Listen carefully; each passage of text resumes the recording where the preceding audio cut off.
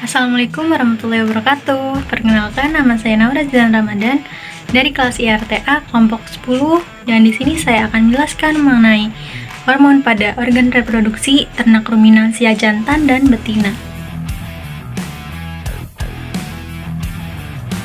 Nah, yang pertama adalah siklus reproduksi ternak ruminansia jantan.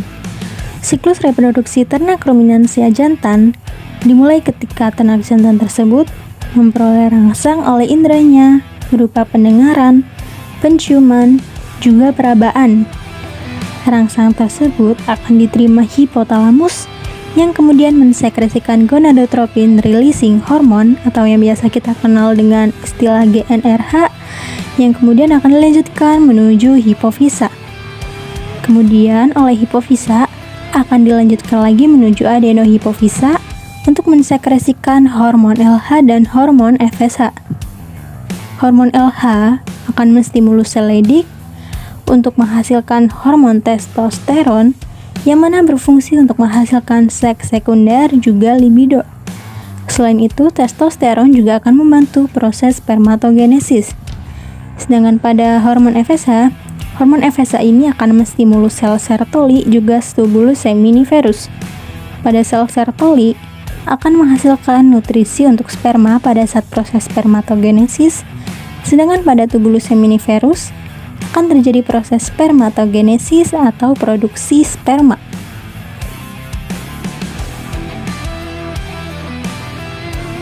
Kemudian yang selanjutnya saya akan jelaskan mengenai siklus reproduksi ternak ruminansia betina. Sama seperti ternak ruminansia jantan, ternak ruminansia betina akan menghasilkan rangsang yang kemudian diterima oleh hipotalamus dan mendapatkan produk sekresi berupa hormon GnRH, dan kemudian dilanjutkan menuju hipofisa, yang mana efek dari peningkatan sekresi hormon pelepas GnRH ini akan mempengaruhi kelenjar pituitari untuk mensekresikan hormon gonadotropin, yaitu FSH. Nah, ternak betina yang sudah pubertas ini memiliki folikel-folikel yang disertai dengan pelepasan hormon estrogen juga hormon LH. Nah, peningkatan kedua hormon inilah yang akan memicu adanya ovulasi, atau istilahnya adalah si ternak betina ini memasuki fase bunting. Nah, hormon progesteron dihasilkan oleh korpus luteum yang dihasilkan pada saat terjadi ovulasi. Kemudian, di minggu-minggu akhir fase bunting, konsentrasi progesteron akan mengalami penurunan. Kemudian, setelah mengalami berbulan-bulan masa ovulasi, ternak ruminansia betina memasuki fase selanjutnya, yaitu fase partus. Dan di fase partus ini, hormon-hormon yang mempengaruhi diantaranya adalah hormon estrogen, progesteron, oksitosin, relaksin, LH, dan prostaglandin. Pada dasarnya, fungsi oksitosin adalah untuk merangsang kontraksi yang kuat pada dinding uterus sehingga mempermudah dalam proses kelahiran dan merangsang kelenjar mamai. Proses kerja yang sinergis antara hormon oksitosin, estrogen, dan prostaglandin memberikan pengaruh yang kuat terhadap kontraksi miometrium sehingga menyebabkan pengeluaran plasenta serta runtuhnya sel-sel endometrium yang bercampur dengan sekresi cairan uterus yang dihasilkan oleh sel-sel kelenjar endometrium.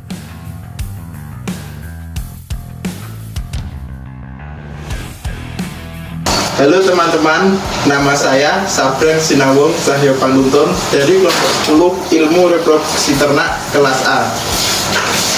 Di sini saya akan menjelaskan bagaimana siklus reproduksi ternak pada unggas baik jantan maupun betina beserta hormon-hormon yang bekerja pada sistem reproduksi tersebut.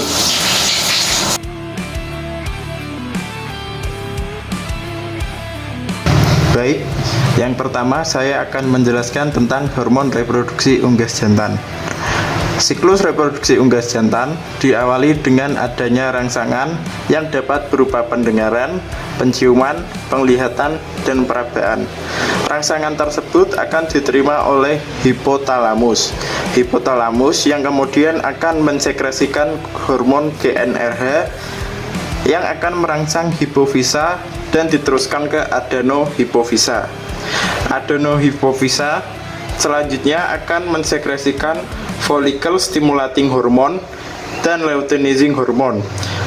Follicle stimulating hormone akan merangsang tubulus seminiferus yang merupakan tempat terjadinya spermatogenesis. FSH juga akan merangsang sel-sel trori untuk memberikan nutrisi kepada spermatogenesis.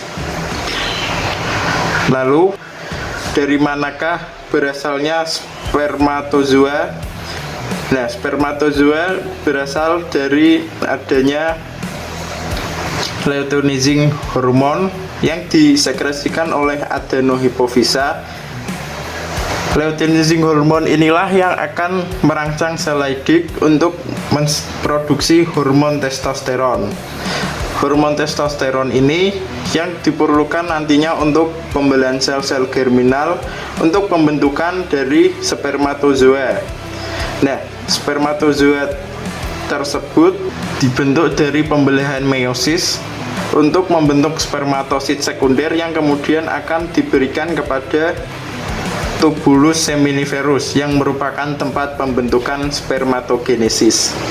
Begitulah siklus reproduksi pada unggas jantan dan hormon-hormon yang bekerja.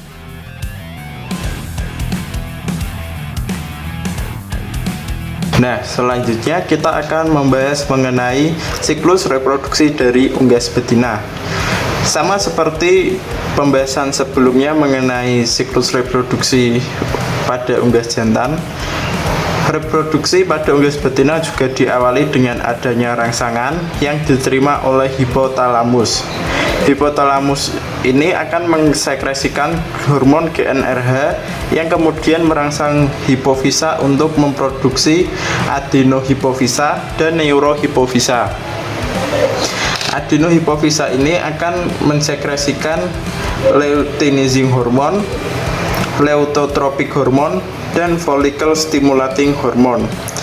LH berfungsi untuk mengovulasikan yolk, kemudian LTH akan menyebabkan sifat mengeram dan mengatur berhentinya produksi telur.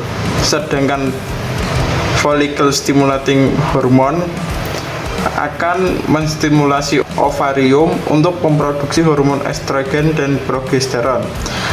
Hormon estrogen berfungsi untuk merangsang pertumbuhan folikel dan mengaktifkan kerja ovarium untuk mempersiapkan ayam betina bereproduksi. Sedangkan hormon progesteron untuk menjaga saluran telur agar tetap bekerja secara optimal. Selanjutnya, hipofisa juga akan mensekresikan hormon neurohipofisa.